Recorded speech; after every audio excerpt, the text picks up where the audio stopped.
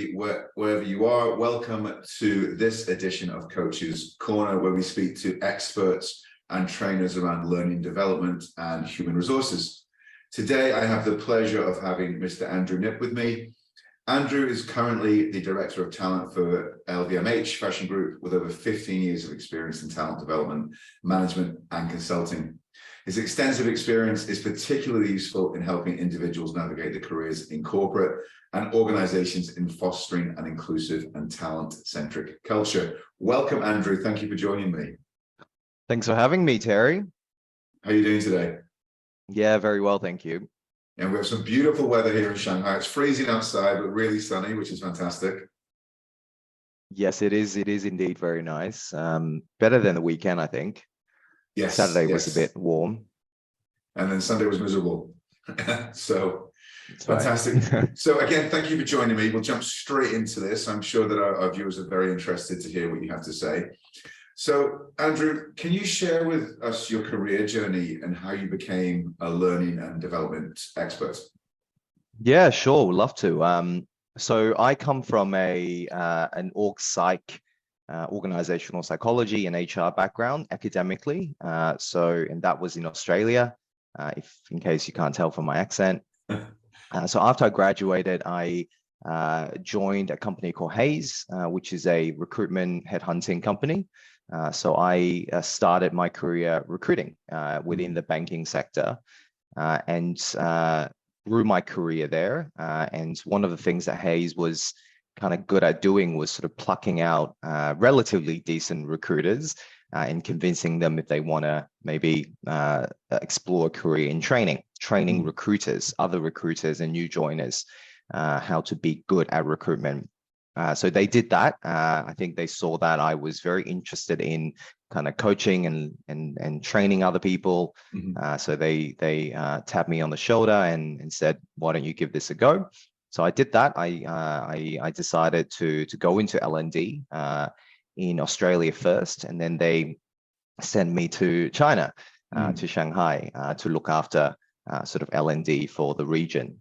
So that's my career. And I've been in Shanghai now since 2011, so over 10 years.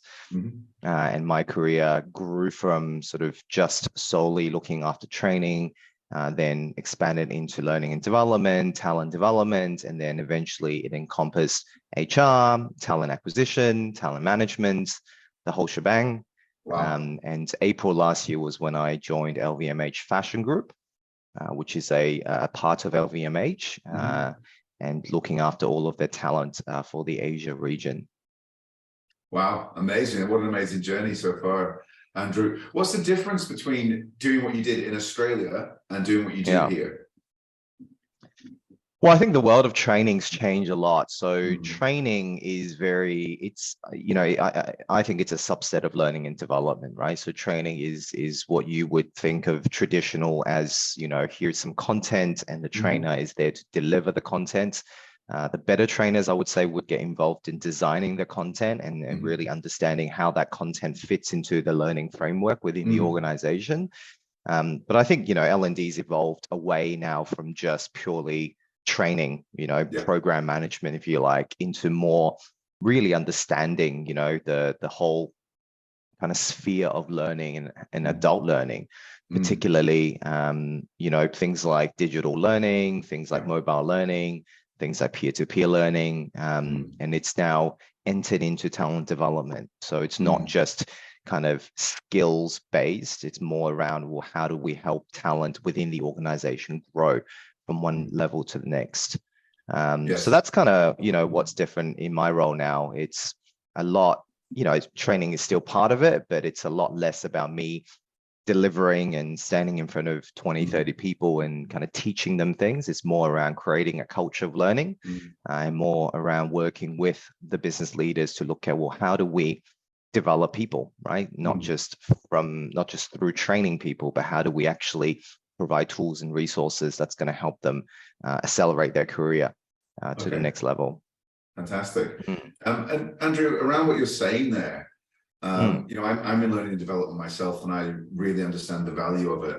Through my career, I wasn't really a beneficiary of it from the companies that I worked for, but doing it myself, I understand the power around retention, around growing your people and keeping people there. So I guess I know what the answer is, but I'd love to know what your opinion is on the value and importance of learning and development across industries and across workplaces nowadays. well, yeah, I mean, incredibly important. The world is evolving. I think faster than ever. Right, change is part and parcel of our lives now. Particularly, I would say in the last few years, not just with technology, but also with social, political changes and how businesses are done. I think, and so for companies to not only kind of survive, but to do well, right? You really need to be a learning organization, and a learning organization is one that's characterized by a workforce that prioritizes learning and development, right? Not the HR sense of learning and development, but as an employee, do I possess a growth mindset? Am I curious about the world? Am I constantly trying to learn or kind of adopt new skills?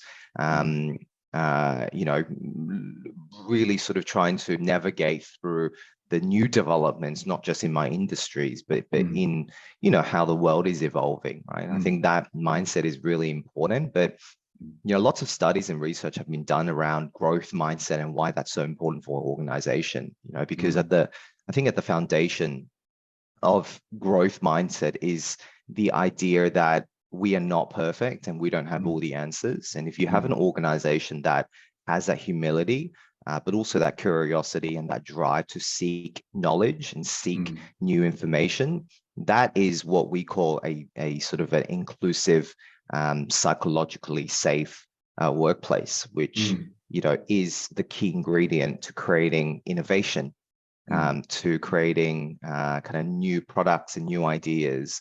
And it's also proven to be much more engaging for talents, for people. Right. Therefore, obviously increasing engagement. So, or retention rather. So for me, learning and development is not just about teaching people how to do their job. It's about creating a culture and an environment where people, are able to make mistakes and they are curious about how the world works and they're brave enough to speak out new ideas or their perspectives on things. And that's how I think businesses can evolve and move on and grow and scale. Wow, I love that, Andrew. Thank you. Growth mindset is something particularly at the moment I'm being asked to deliver and design training around. This coming Saturday, I'm talking to 160 people from a school group on growth mindset and how to apply that as a leader and in your everyday work. And I'm doing it in Chinese, which I've just found out. So fantastic. I've already written the workshop in English and I have to write it in Chinese today. But I literally just found out this morning. But growth mindset is phenomenal, I think. And I really like what you said about having the humility. In my mind, it's the first step is awareness. Doesn't matter how good you are, you can always learn. You can always take a positive from a negative and learn from it. Absolutely fantastic. I'm delighted to hear you say that. So Andrew, on to the next question. What are some of the common challenges organizations face with implementing learning and development programs? And is there ever any conflict between HR and L&D? Maybe a controversial question. So, yeah, I mean, first, I'll answer the first part first. I think the challenges often are, it really depends on where your organization kind of sits when it comes to its perception towards L&D. I always say if the leadership or the executives within the organization, then they themselves are not maybe aware or knowledgeable in the area of L&D, it makes it very difficult for L&D professionals to do a very good job, because the core of L&D is understanding that we're not here to solve all the problems. We are partners to the business leaders. People development is a part of every manager's, leader's job. Should not ever be outsourced entirely to the talent development or the L&D department. It's that's not how it should work, right? Because at the end of the day, we don't sit with the employees or every employee Exactly. on a daily basis. It's the managers, the leaders who make the biggest impact. So I think a challenge there is really kind of educating, influencing, and working in partnership with the business to prioritize L&D. The other challenge, I think, is short-term versus long-term return on investments. I think a lot of times when businesses see the importance of L&D is when there is a very obvious skills gap, or problem with talent in the organization, and that's when they immediately will go into solution mode and go, well, can you fix that? Can you please find us a trainer or a training company or design a course that's going to solve that problem? And again, I think that way of thinking is really dangerous because whilst sure, that is part of L&D's job, but a lot of the times it's we need to also look forwards, look at things like what are the skills required in the future, for us to build a sustainable workforce. How do we make learning less about solving problems, more about development, more about aspirational kind of, getting people to aspire to bigger and greater things. And most importantly, how do we make learning not a one-off kind of incident and events like school and more into it's a lifelong practice. It's a way of being. It's a way of working, right? And I think that's, just kind of justifying that cultural shift and the need to invest in the future versus solving immediate problems. That's another challenge. And then I also think, the final challenge is L&D professionals have to be really agile because the needs of the business are always changing.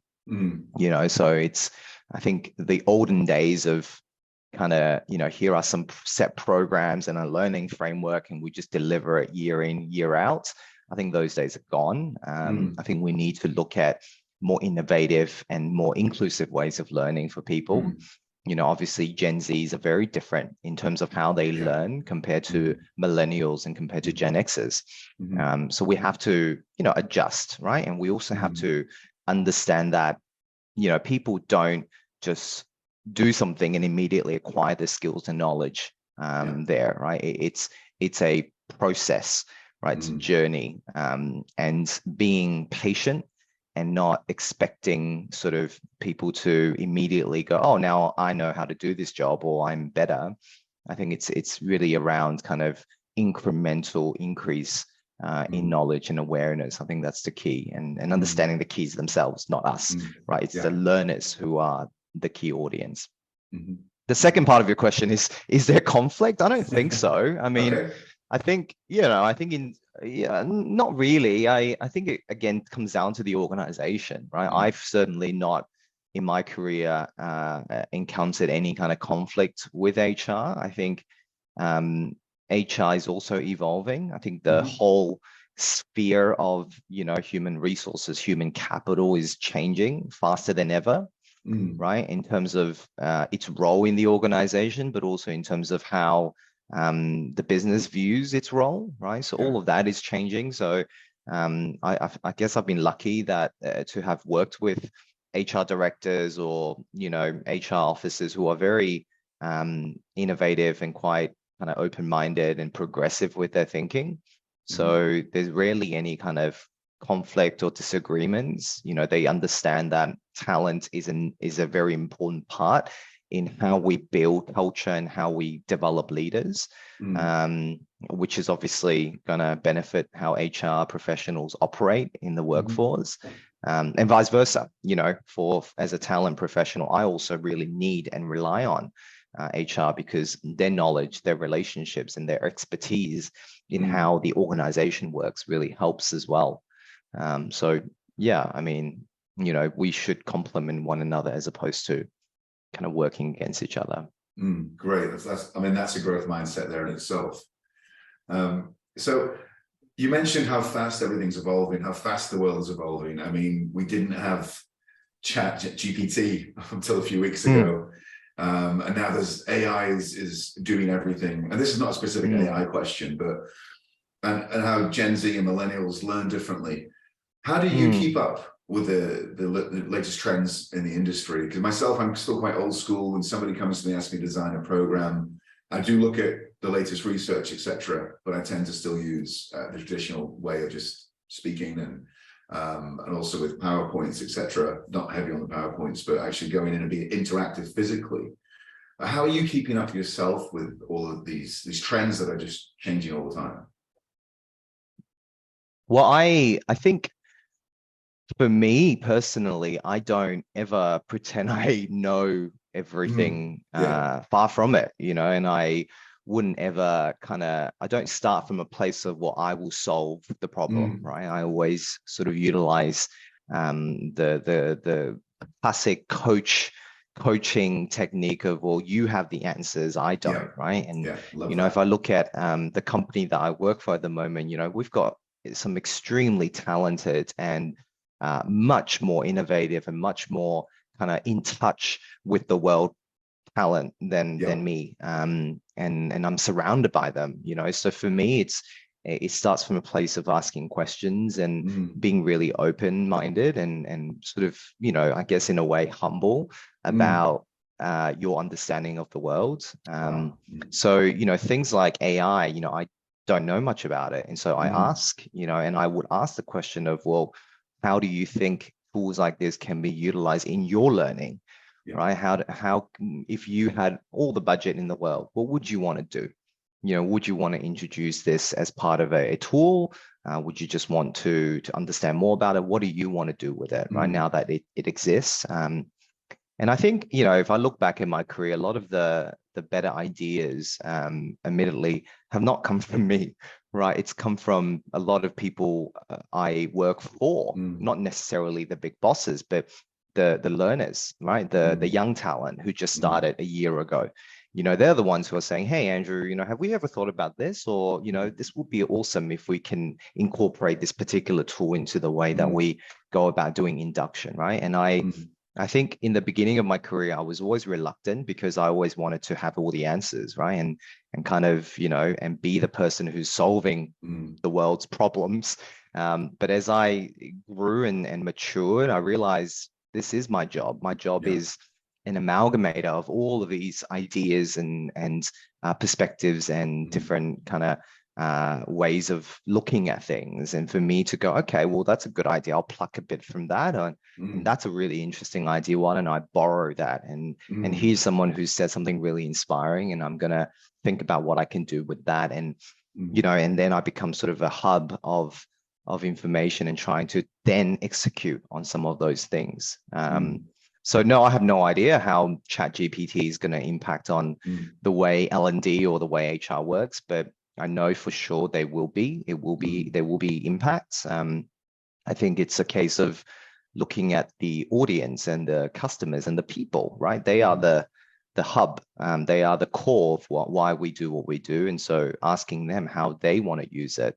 And then, our job is to try to do a good job providing that solution for them.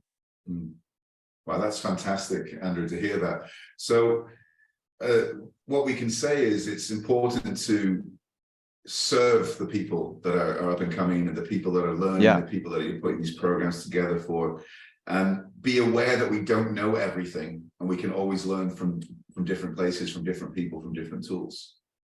Yeah, absolutely. Yeah, just, and just being, just reminding yourself that you can't possibly be an expert in everything, right? And sometimes the real expert is the one who's sitting quietly at the corner of the office, listening, observing, and trying to kind of absorb all of that information, then, making sense of all of that and trying to find out, well, what do people really want? I think that is always rule number one. Perhaps it's because I come from a background in sales. So I've always had a very customer-centric mindset, but I think that's also served me really well in HR and L&D. It's not to say the customer is always right, but it's always to start with the customer and really trying to understand what are their needs. What do they want to do, and what's going to really benefit them, not just in the short term, but in the long term as well. So that's really powerful stuff, Andrew. I'm always saying to people, I'm from sales background as well, sales and marketing. Active listening is so important. And the most important advice one of the most interesting quotes I've ever heard was, most people are waiting for their turn to speak. They're not actually listening. And the important thing is to actually listen. Find out what people want. And maybe you can't deliver that, but you can listen to them. And if you can't deliver it, explain it. But it's the listening part that's so important. Absolutely. Absolutely. Yeah. I mean, that's, one of the most underrated skills, if you like. Yes, it is a skill. It is a skill, yeah.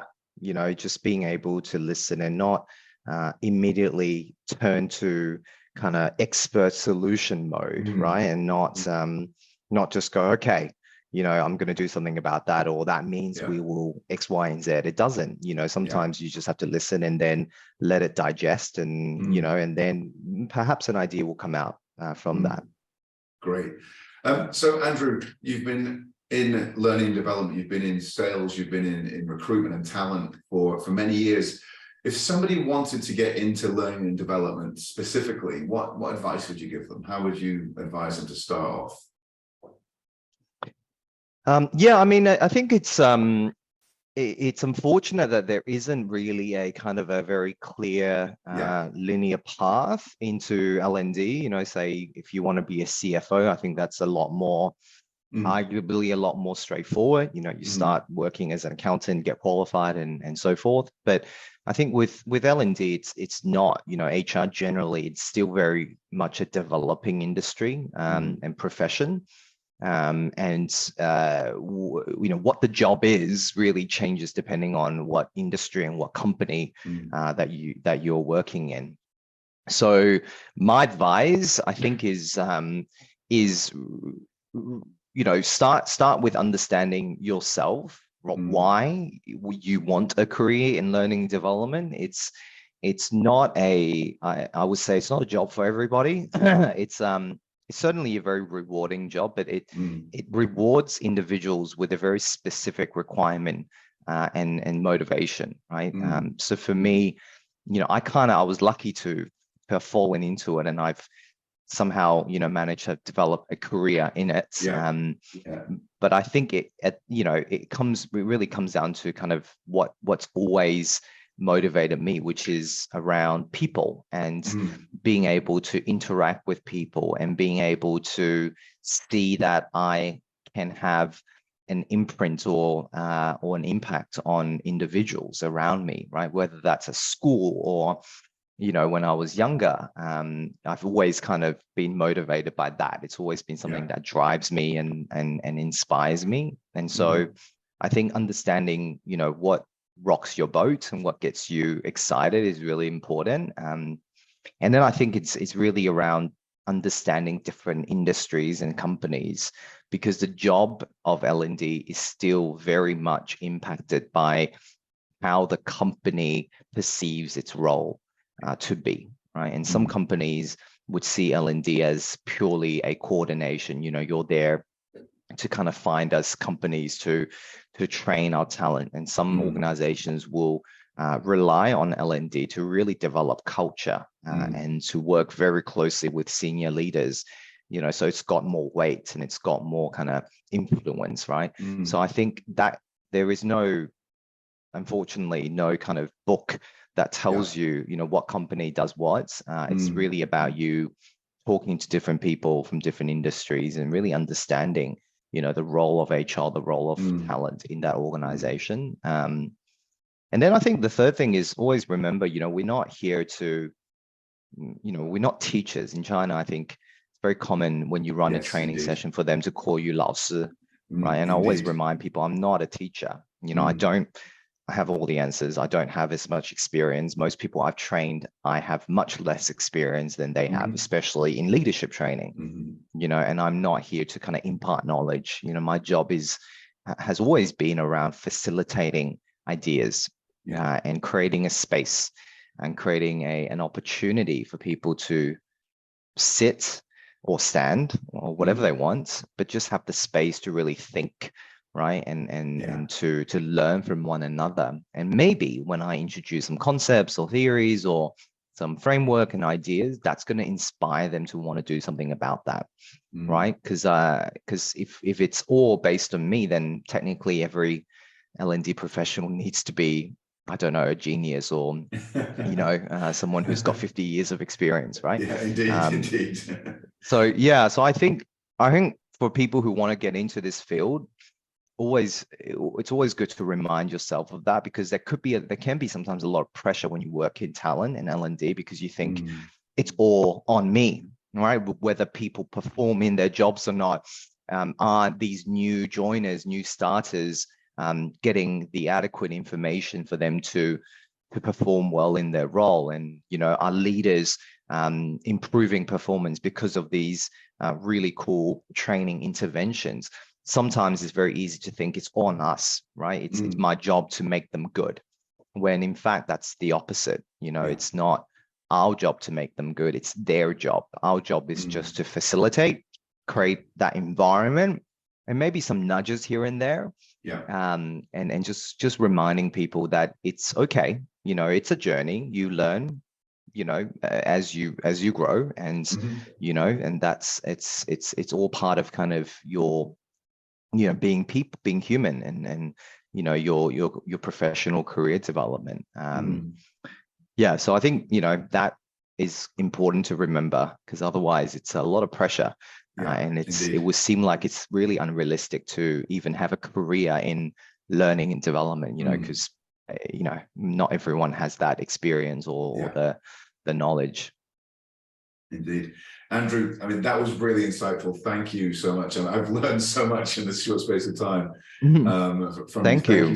Thank you so much for joining me today. And I'm sure our viewers will really benefit from your insights.